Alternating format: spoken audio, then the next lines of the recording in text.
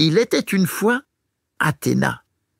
Il était une fois une déesse née sans mère, mais avec une armure. Son nom était Athéna.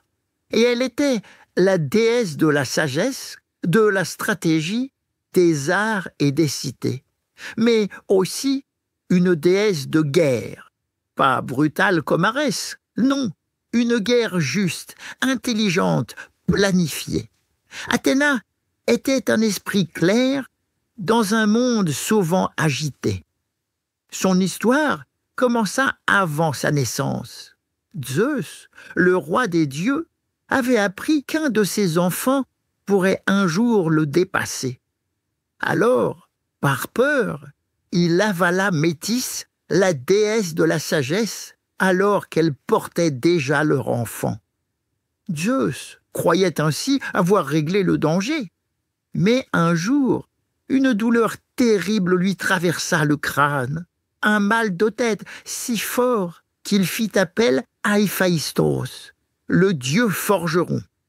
Héphaïstos, sans poser de questions, leva son marteau et frappa la tête de Zeus en deux.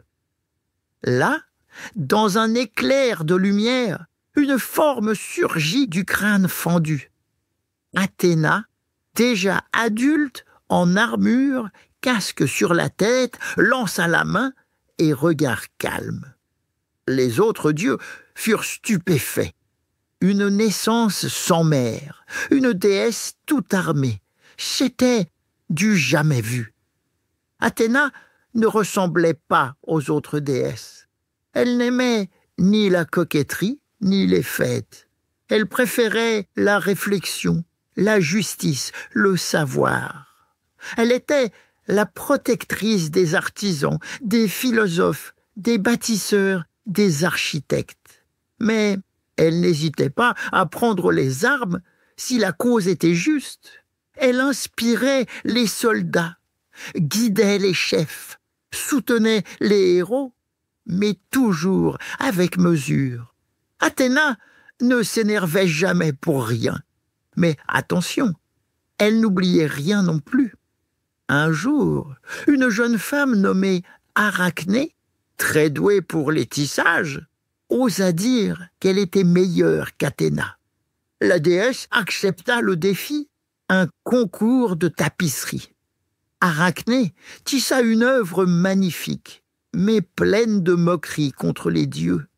Athéna, bien que surprise par son talent, ne supporta pas l'insolence. Alors, elle la transforma en araignée, condamnée à tisser pour l'éternité. C'est d'elle que vient le mot arachnide. Mais Athéna n'était pas seulement redoutable, elle était aussi protectrice des villes.